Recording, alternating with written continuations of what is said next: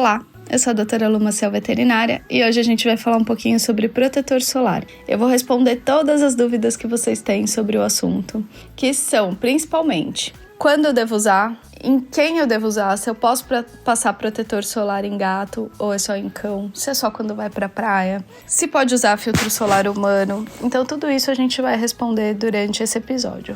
Mas para isso a gente precisa entender um pouquinho como os raios solares agem na pele dos cães e dos gatos e entender como os protetores solares são formados, do que eles são formados e como eles agem, para a gente poder saber se a gente pode usar humano ou não, enfim, as diferenças entre eles, tá? Então vamos lá. A gente já está familiarizado, por conta do uso de protetor solar humano, com alguns termos. Então, por exemplo, proteção UVA e UVB, FPS 20, né? Então, vamos entender o que é cada um desses termos. Os raios UVA são os raios que penetram mais profundamente na pele. Então, eles causam os danos mais tardios, tá? Então, o fotoenvelhecimento precoce, a fotossensibilidade, podem desenvolver câncer. E os raios UVB são os raios responsáveis por uns danos mais agudos. Também há danos crônicos, tá? Mas os raios UVB é que são responsáveis pela queimadura, por aquela descamação que às vezes a gente fica depois que sai da praia, começa a descascar, tá? As manchas e câncer também. Então, como isso afeta os cães e gatos? Esses raios, eles causam a dermatite actínica. É uma reação de queimadura, tá? Assim como acontece pra gente, decorrente da exposição a esses raios solares. Só que essa reação a gente fala que ela é uma lesão pré-cancerígena. Por quê? Ela pode progredir para neoplasia, como carcinoma de células escamosas, que é o câncer de pele, tá? E essas lesões afetam principalmente o plano nasal, a orelha e as pálpebras. Então, são as regiões que têm menos pelo e maior exposição solar, tá? Dito isso, vamos entender por que a gente precisa passar filtro solar, protetor solar, né? Nessas regiões, principalmente. Vamos entender o protetor solar. O FPS, fator de proteção solar. Como que ele é medido, né? Como que a gente chega naquele número? A FPS 15, 20, 50, 60? Ele se baseia numa dose eritematosa mínima. Então é a vermelhidão. Então quanto tempo demora para uma pele que está com aquele produto, com um protetor, ficar vermelha em relação a uma pele que não estava protegida? Na prática, um fator de proteção 20 significa que é necessário uma exposição 20 vezes maior para produzir a vermelhidão do que se não estivesse usando, tá? Então é assim que ele funciona, é assim que mede FPS. Só que na prática a gente tem algumas dificuldades, né, em confiar nesse valor 100%. Por quê? Tudo vai depender de como você vai aplicar o produto, então se você vai usar da forma como o fabricante recomenda. Tem protetores solares, por exemplo, que a gente tem que aplicar 30 minutos antes de se expor ao sol. E muita gente já aplica na praia, né? Então assim, você aplicou da forma errada. A quantidade aplicada, então se você aplica o que o fabricante recomenda ou não, também vai interferir nessa proteção. A regularidade na reaplicação, então tem que aplicar de tantas em tantas horas, né? Você tá fazendo certinho, às vezes fala, usei protetor 20, não adiantou nada, saí queimada da praia. E, obviamente, uma resposta individual. Existem peles mais ou menos sensíveis, tá? Outra coisa importante, lembra que no começo eu falei da diferença dos raios UVA e UVB? Se o fator de proteção solar, ele se baseia na vermelhidão, então quanto tempo demora para aquela pele ficar vermelha, então quer dizer que ele só avalia os raios UVB, que são aqueles raios que vão promover esses danos mais agudos, mais rápidos, tá? Então, ele não avalia o VA, que é o raio que vai promover o câncer, tá? Então, a gente também tem essa limitação aí. Então, o que a gente tem que levar em conta para escolher um protetor solar, além do fator de proteção solar? A resistência à água, a proteção de amplo espectro, então ele tem que proteger contra UVA e UVB. E a fotoestabilidade, o que é isso?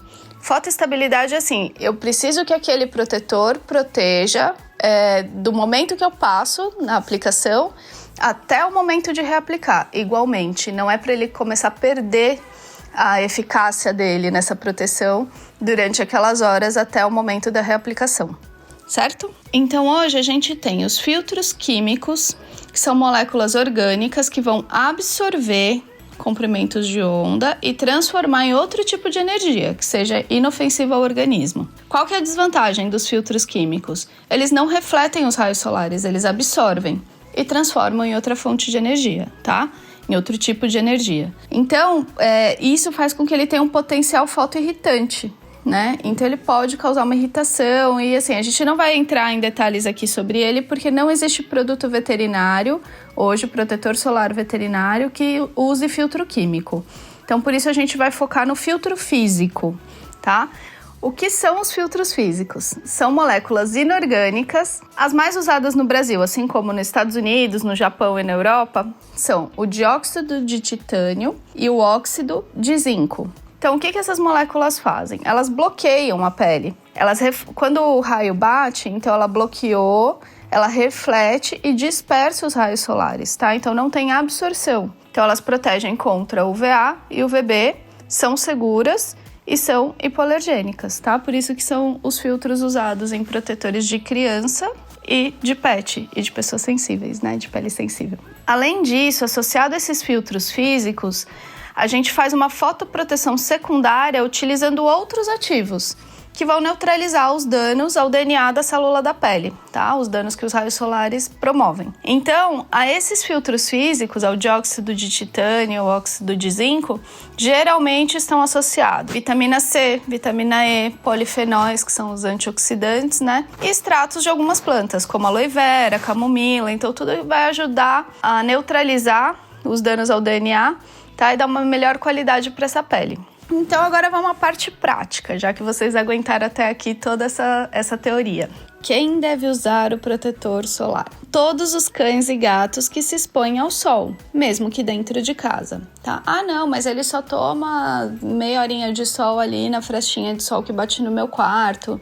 Ou ele só fica na varanda no período da manhã, quando bate o sol. Se ele se expõe ao sol, tem que usar protetor solar, mesmo dentro de casa, tá? É essencial.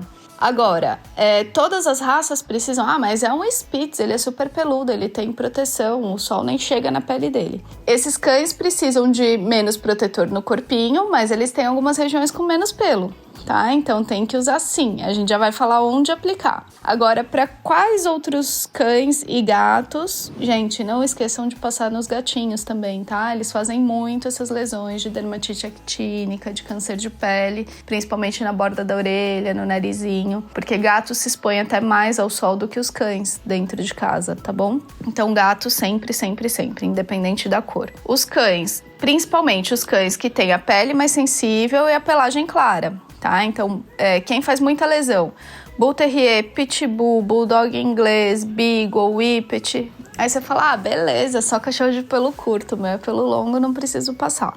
Não precisa, tá?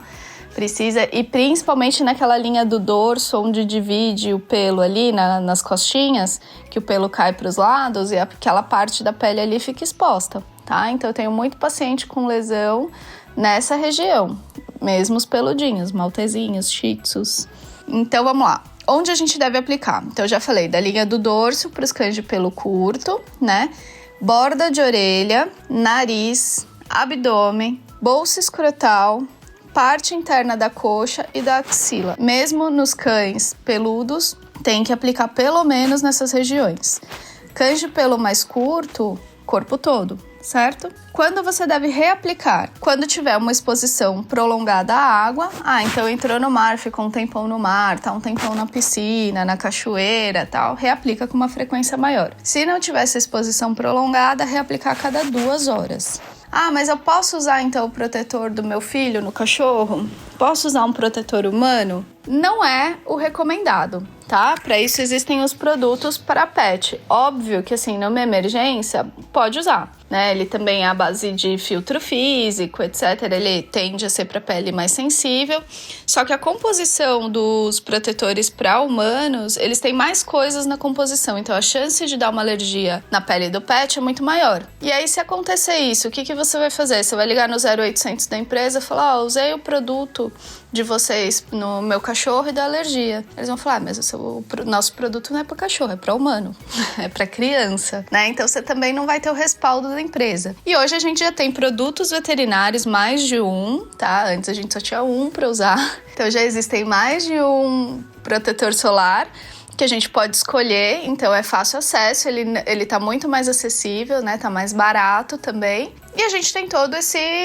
foi pensado para isso, ele foi testado em cão e gato, né?